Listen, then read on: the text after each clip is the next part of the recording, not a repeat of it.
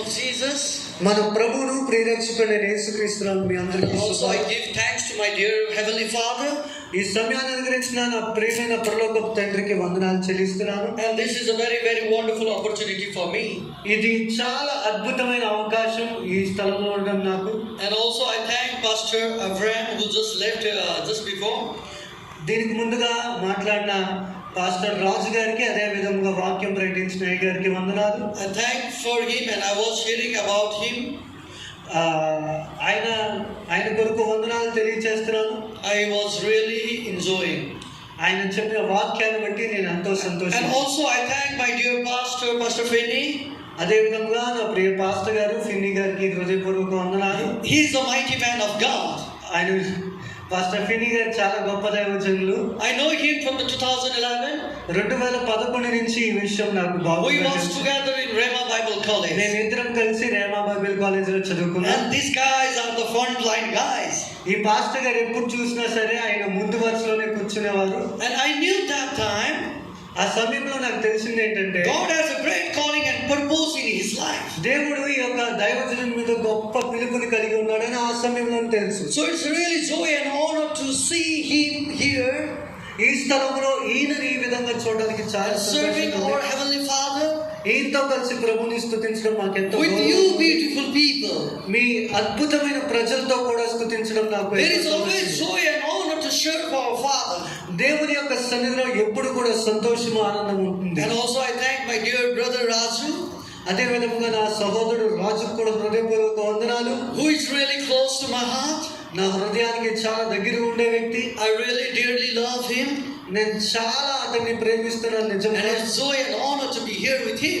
అతనితో కూడా ఈ స్థలంలో నాకు ఎంతో సంతోషంగా గౌరవంగా ఉంది. And also I want to thank each and every one of you.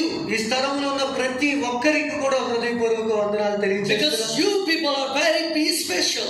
ఎందుకంటే మీరు దేవుని దృష్టిలో శ్రేష్టమైన వారు. You are very precious.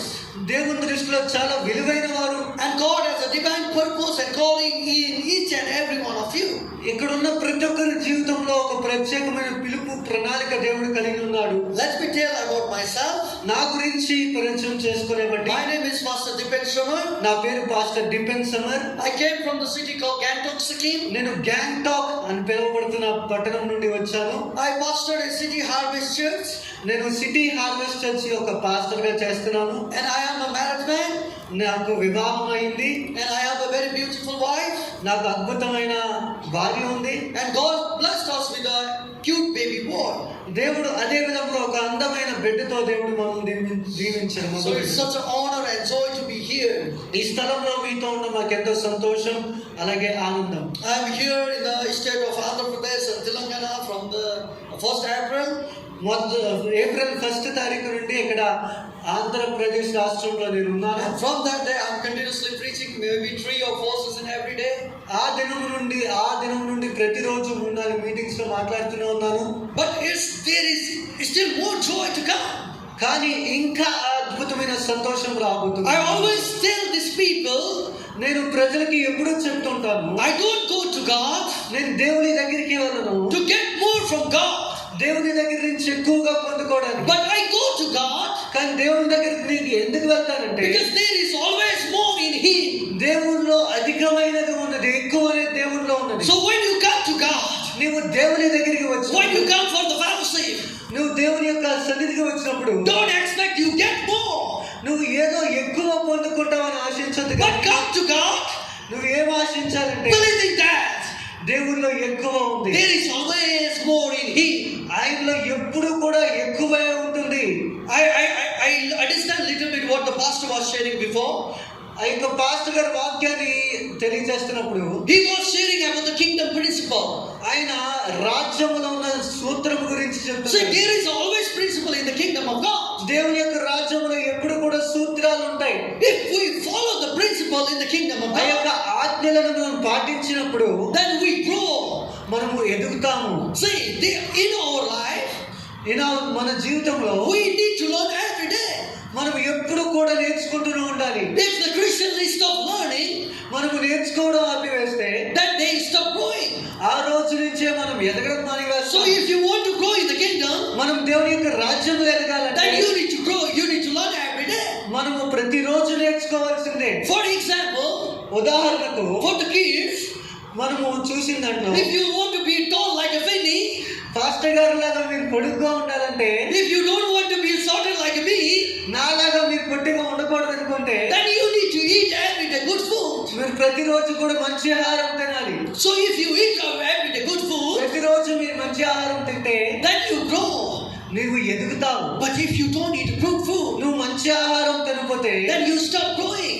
నువ్వు ఎదగడం మానివేస్తావు. Maybe that's happened to me. అదే నా జీవితంలో జరిగింది. Because from my childhood days, నా చిన్నతనంలో I was too much choosy to eat the food. నేను తినడానికి ఇష్టపడేవాడిని కాదు. I think you remember or not, ఇతనికి గుర్తుందా లేదో కానీ during my Rhema time, నా బైబిల్ ట్రైనింగ్ సమయంలో everyone they used to eat the campus food. ప్రతి ఒక్కరు వచ్చి ఆ క్యాంపస్ లో పెట్టే ఫుడ్ ని But తినేవారు. every time I try to find a way to go out and eat the food. నేను మాత్రం హాస్టల్లో పెట్టే ఫుడ్ మానేసి బయట ఫుడ్ తినడానికి ప్రతిరోజు ప్రయత్నించాను. Because I really choose to eat.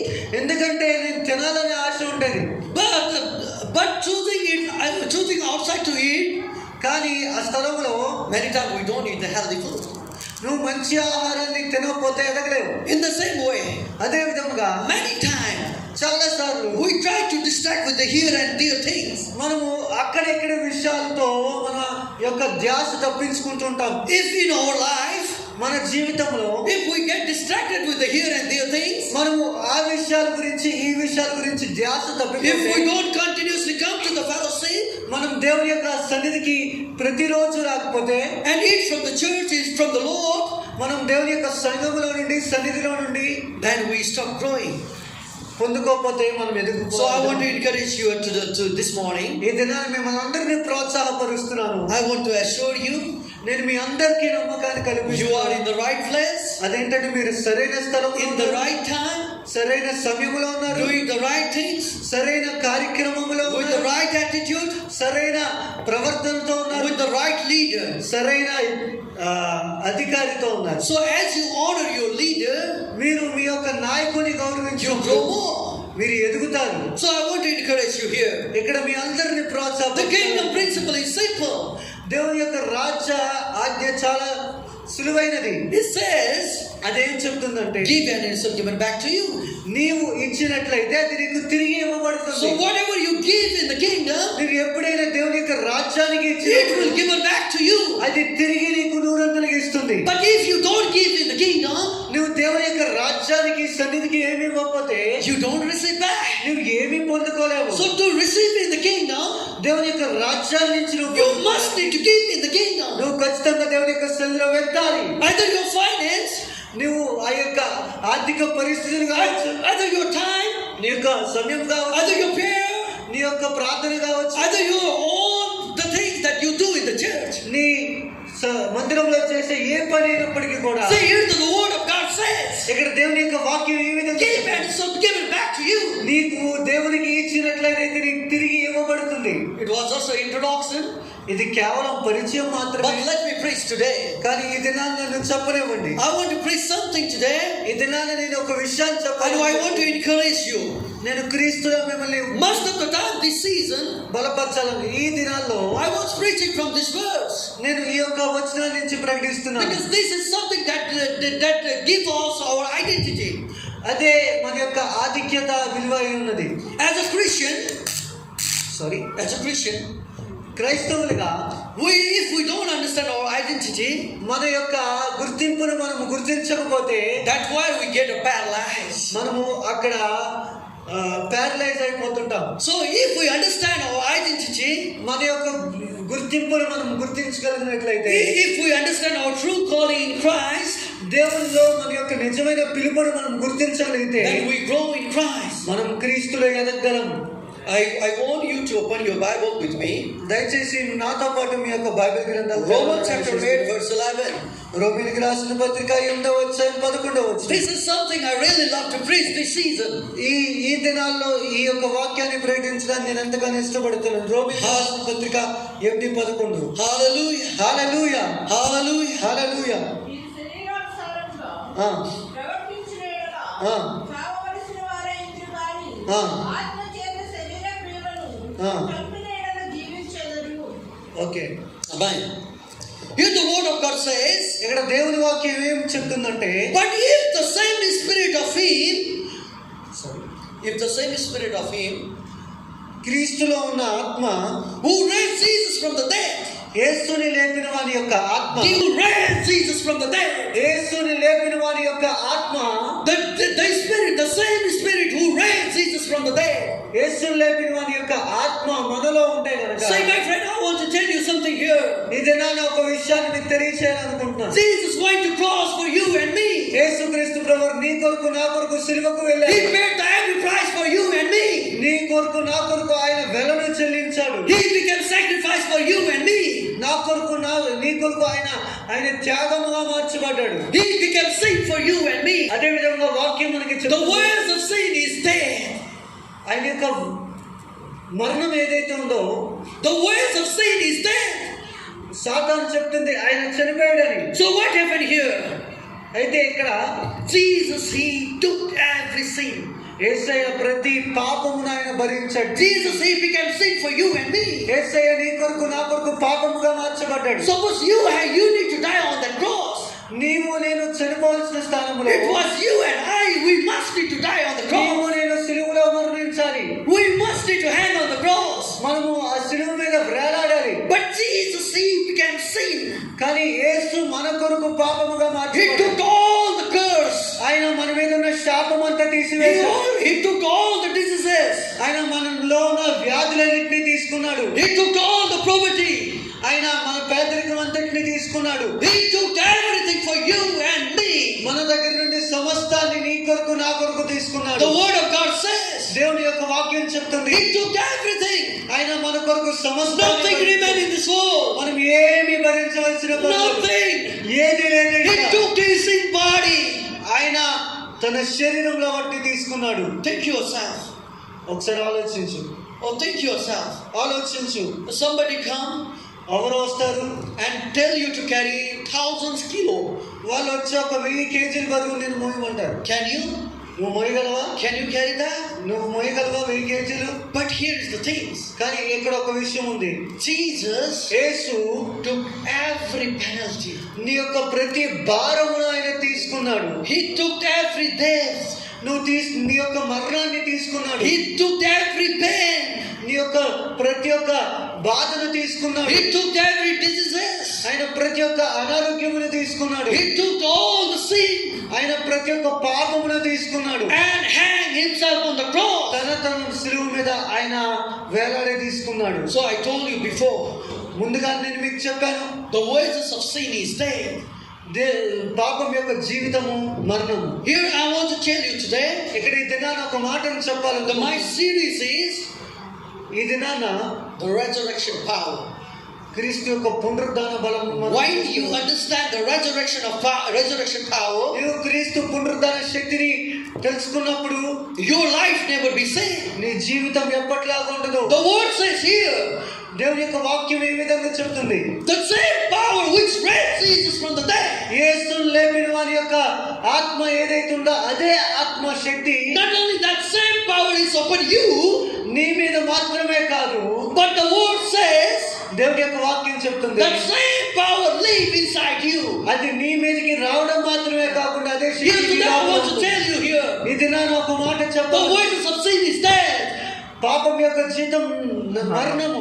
Jesus became sin for you and me. యేసు నీ కొరకు నా కొరకు మరణముగా మార్చబడ్డాడు. He died on the cross. ఆయన నీ కొరకు నా కొరకు సిలువ మీద He sacrificed everything for you and me. ఆయన నీ కొరకు నా కొరకు ప్రతిదాన్ని త్యాగం చేశాడు. Say again, I'm telling you, మరలా అదే మాట so that చెప్తున్నాను. you can understand more, నీవు ఎక్కువ ఆయనని అర్థం చేసుకుంటావని, so you can understand carefully. నువ్వు జాగ్రత్తగా అర్థం చేసుకుంటావని. See here, Jesus is the word of God says, ఇక్కడ దేవుని యొక్క వాక్యం చెప్తుంది, the wages of sin ఆ యొక్క పాపము యొక్క మరణము జీతము is death. మరణము. The Bible is not talking about just a simple death. Bible ఏదో సాధారణంగా మాట్లాడలేదు. It's talking about the internal death. అది ఆధ్యాత్మిక మరణం గురించి చెప్తుంది. I want to tell you, my friend, ఇది నా స్నేహితుడు ఒక మాట చెప్పాలనుకుంటున్నాను. the wages of sin is death. పాపం యొక్క జీవితం మరణము. And that death is not an easy death. ఆ యొక్క మరణము చాలా సులువైంది కాదు, భయంకరమైనది. is the eternal death. అది ఆధ్యాత్మిక మరణము.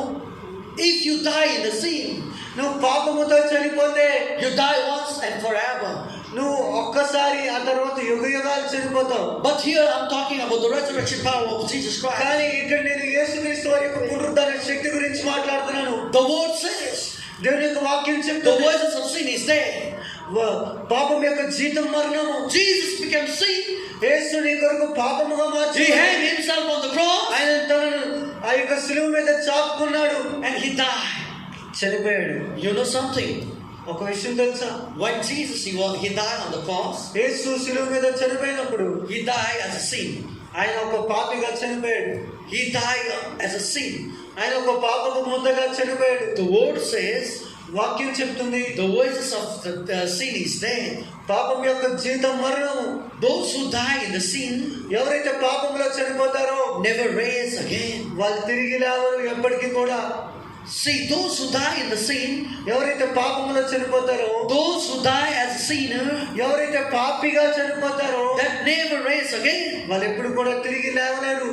But Jesus, he died on the cross for కానీ your యేసు and my శిలువ sin. మీద నీ కొరకు నా కొరకు మన పాపాల కొరకు చనిపోయాడు. And what happened, you know? ఇది నాన్న When Jesus, he was on the cross, యేసు శిలువ మీద ఉన్నప్పుడు he took all our sin, ఆయన మన ప్రతి ఒక్క పాపమును తీసుకున్నాడు. he took all our pain, మన యొక్క బాధ అంతటిని తీసుకున్నాడు. he took all our diseases, మన యొక్క వ్యాధులన్నింటినీ తీసుకున్నాడు. everything he took on his body. సమస్తాన్ని ఆయన యొక్క బాధను కూడా తీసుకున్నాడు. And the anger of God came upon the Jesus. దేవుని యొక్క కోపం యేసు మీదకి వచ్చింది. The anger of the God came upon Jesus. దేవుని యొక్క కోపం యేసు మీద The కుమ్మరించబడింది. judgment of God came upon the Jesus. దేవుని యొక్క తీర్పు యేసు మీదకి వచ్చింది. And Jesus, he took all the judgment. యేసు ఆ బాధనన్నిటిని అనుభవించాడు. He suffered all the anger of God. దేవుని యొక్క కోపం అంతటిని ఆయన భరించాడు. Everything he suffered in his body. ఆయన యొక్క శరీరంలో ప్రతి దాన్ని అనుభవించాడు.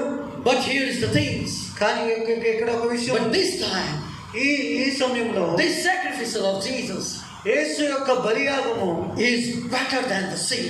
Amen. పాపము కంటే శ్రేష్టమైనది. This sacrifice of Jesus యేసుక్రీస్తు యొక్క త్యాగము is more powerful than the judgment of God. దేవుని యొక్క తీర్పు కంటే బహుశక్తి కలిగినది.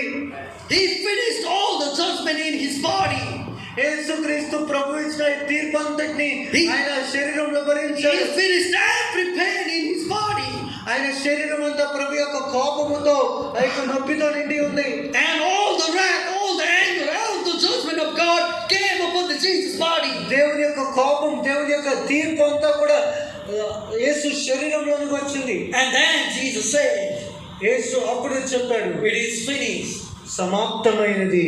This time, ఈ సమయంలో judgment, ఆ యొక్క తీర్పు, anger ఆ యొక్క కోపము of God ప్రతిది కూడా తొలగిపోయింది. cannot destroy this sacrificial. దేవుని యొక్క బలిని ఎంత మాత్రం This కూడా ఆ time, తీర్పు కొట్టివేయలేదు. this time, ఈ సమయంలో This sacrificial ఈ యొక్క బలియాగము is better than the judgment. దేవుని యొక్క తీర్పు కంటే గొప్పది. It means అంటే Jesus paid everything for you and me. దేవుడు నీ కొరకు నా కొరకు కట్టవలసిన వెలంతా చెల్లించాడు. You are no longer under the God judgment now.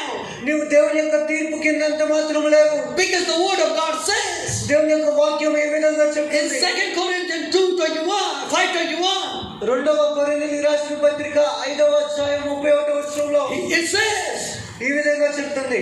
He who know no sin. He who know no sin, but he makes sin for us, that we might become righteousness of God. పాపం ఎరగని ఆయన మన కొరకు పాపంగా మార్చబడ్డాడు.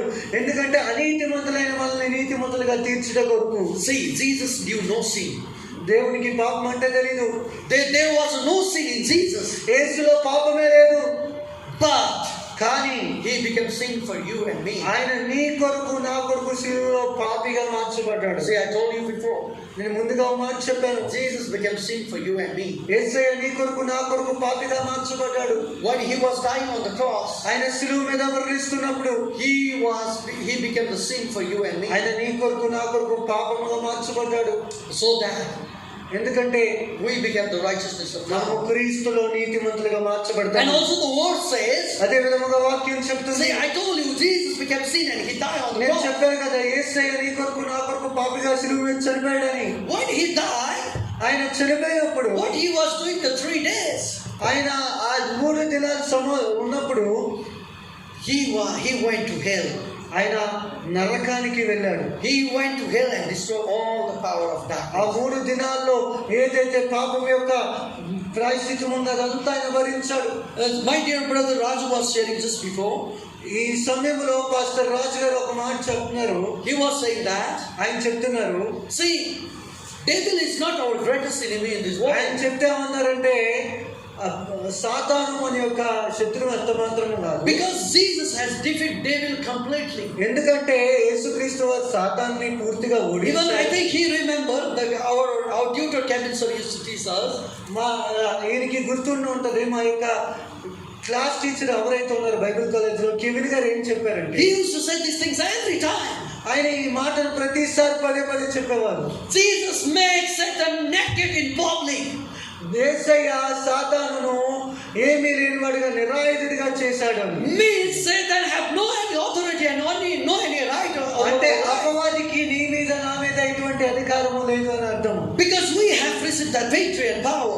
ఎందుకంటే ఆ యొక్క శక్తిని మనం పొందుకొని ఉన్నాం. So here word of God says, ఇక్కడ దేవుని యొక్క వాక్యం చెప్తుంది, the same spirit who raised Jesus from the dead యేసును లేపిన వారి యొక్క ఆత్మ, చావు నుండి యేసును లేపిన వారి యొక్క ఆత్మ is lives inside you. మనలో నివసించి ఉన్న ఎడల, So I want to encourage you today. ఈ దినాన మిమ్మల్ని ప్రోత్సాహపరచాలని. So whatever things you are going through, నీవు ఏ పరిస్థితి గుండా ఈ దినాన maybe that you are going through the difficult things. నువ్వు వ్యతిరేక పరిస్థితుల్లో ఈ దినాన వెళ్ళొచ్చు. Maybe you are going through the pain. నువ్వు బాధలో వెళ్తూ ఉండొచ్చు. Maybe you are going through the fear. నువ్వు భయములో వెళ్తూ ఉండొచ్చు. But the word of God says, కానీ ఈ దినాన దేవుని యొక్క వాక్యం the చెప్తుంది, same spirit who raised Jesus from the dead, యేసుని లేపిన వారి అదే ఆత్మ he lives inside you. మన లోపల ఆయన Not నివసిస్తున్నాడు. only that, అంత మాత్రమే కాదు, but word of God have to say here, దేవుని యొక్క వాక్యం ఈ విధంగా చెప్తుంది, the spirit which gives life to Jesus, ఆ యొక్క ఆత్మ ఏదైతే యేసుకి జీవం ఇచ్చిందో that same spirit will give life to your అదే body. ఆత్మ మనకు కూడా జీవం ఇస్తుంది. So I want to encourage you here, my ఇది friend. నా ప్రియ స్నేహితుడా, నిన్ను ఎంకరేజ్ చేయాలనుకుంటున్నాను. The spirit of God lives inside you. దేవుని యొక్క ఆత్మ నీలో నివసిస్తుంది. The same spirit will raise. యేసుని లేపిన వారి యొక్క ఆత్మ నీలో నివసిస్తుంది. So no man can raise the humankind from the dead. ఏ మనిషి కూడా చనిపోయిన వ్యక్తిని తిరిగి లేపలేడు. No one can raise someone from the dead. ఏ మానవుడు కూడా చచ్చిపోయిన వాడిని తిరిగి లేపలేడు. No human power can raise someone from A the dead. మానవ శక్తి ఆ చనిపోయిన వాడిని లేపలేదు. But the spirit of God కానీ raised Jesus from దేవుని the యొక్క dead. ఆత్మ మాత్రమే చనిపోయిన యేసుని లేపింది. The which spirit raised Jesus, యేసుని లేపిన వారి ఆత్మ పరిశుద్ధాత్మ. that raised Jesus, యేసుని లేపిన వారి ఆత్మ but that live inside you. అది మనలో కూడా జీవిస్తుంది. So here you need to understand your right and authority. ఇది నీ యొక్క అధికారము, నీ యొక్క స్థితిని నీవు ఎరగాలి.